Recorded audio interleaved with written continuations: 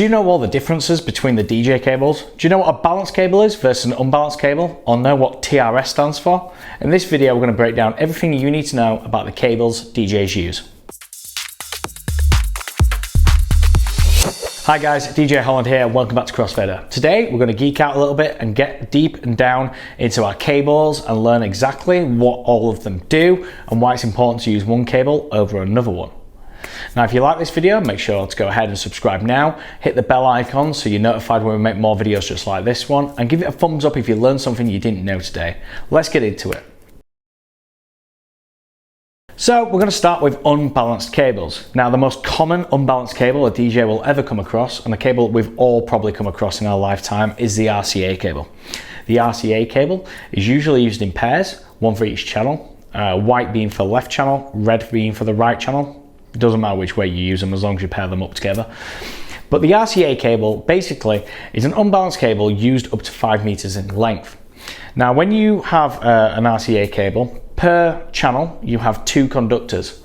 In the middle, in the pin, that is your live connection, and the live connection carries the voltage through, which tells you the audio data that's going through.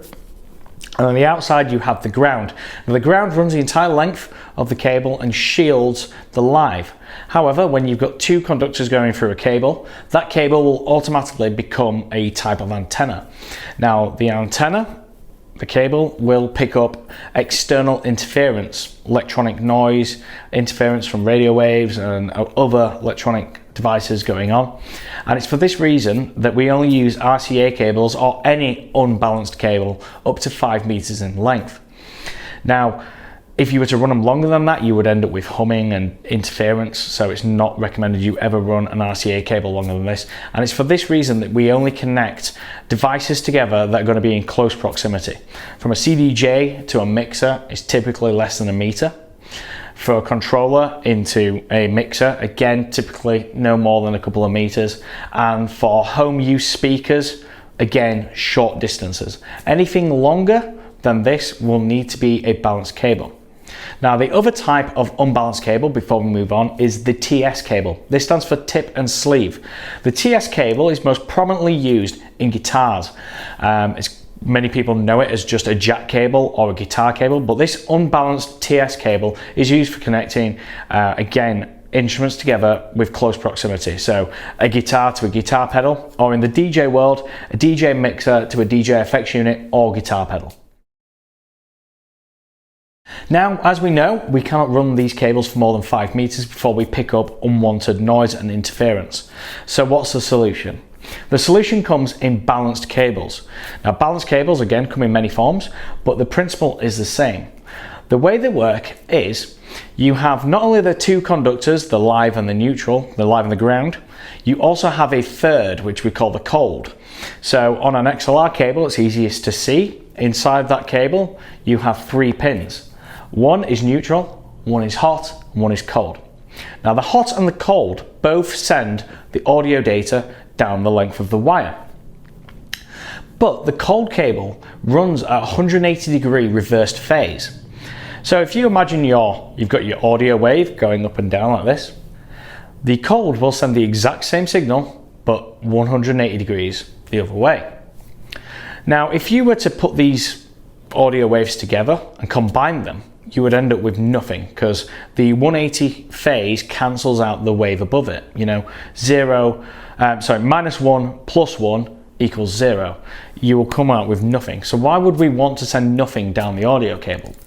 Well, it's quite clever.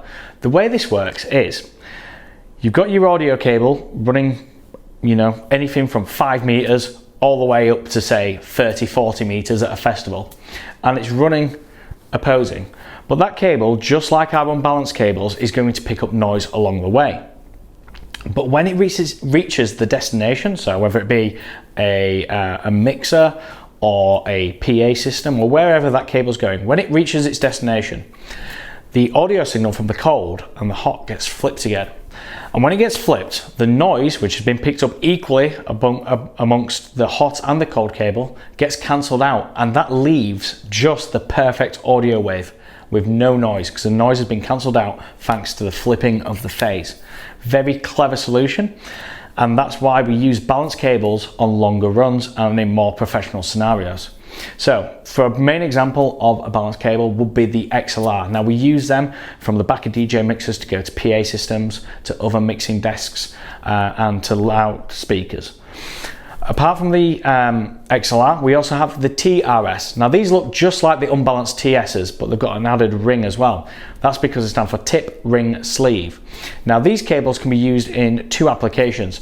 A TRS cable can be used for sending balanced mono audio. So again, you've got your hot, your cold, and your ground. Or you can use them for sending unbalanced stereo or information. So in that scenario, you'd have your left, your right, and your ground.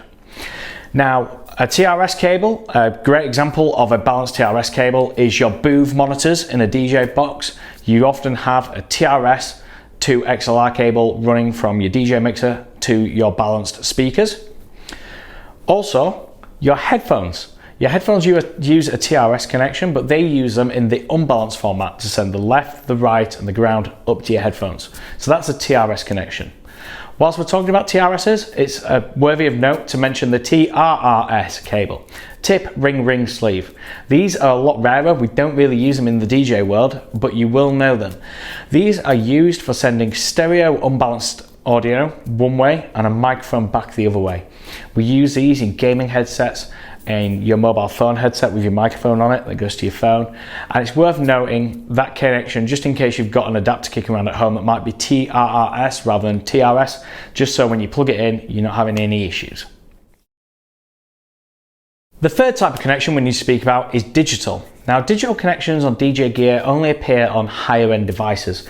High-end CDJs, high-end DJ mixers, high-end Denon media devices all use digital connections as an alternative to the RCAs. Now, the advantage of a digital coax cable is that it uses the standard RCA connection, so you can actually use an RCA cable in a digital coax format. You only need the one cable, they're only singular, but because they're sending digital signals, zeros and ones, down from your device to your mixer or to wherever you're sending it to, you can send the stereo audio through that one cable. The disadvantage of a digital connection is that, unlike with analog signals, where if you have a slight break in the cable, you might have a bit of hum or a bit of interference, or you might be able to just wiggle it back into place. With a digital connection, those zeros and ones either get to the device or they don't.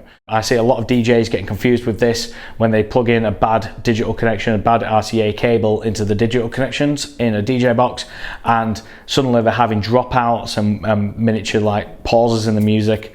That is why. So with a digital connection, you need to make sure that your cable is of good quality and working properly before you bother using that connection, because there's no slight warning it will either work or it won't.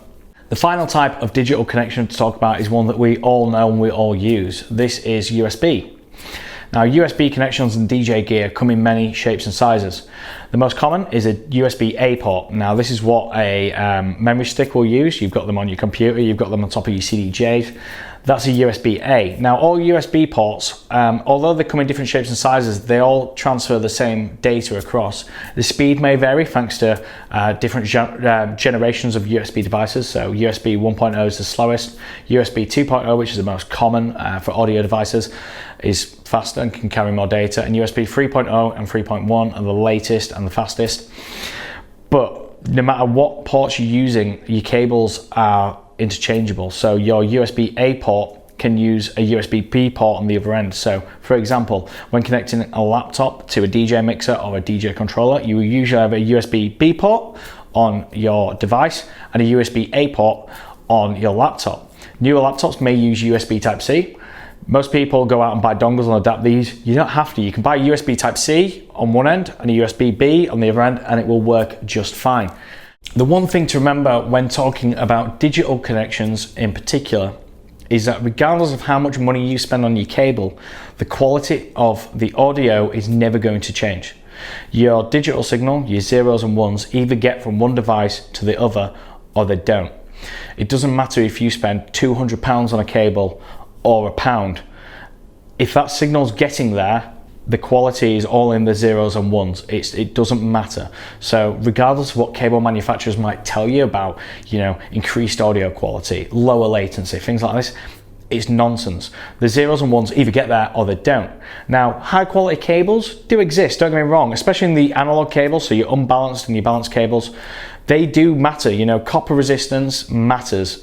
Your thickness of your RCA cables, if you've got good shielding on an RCA cable, you're gonna get better protection from the interference on the unbalanced cables.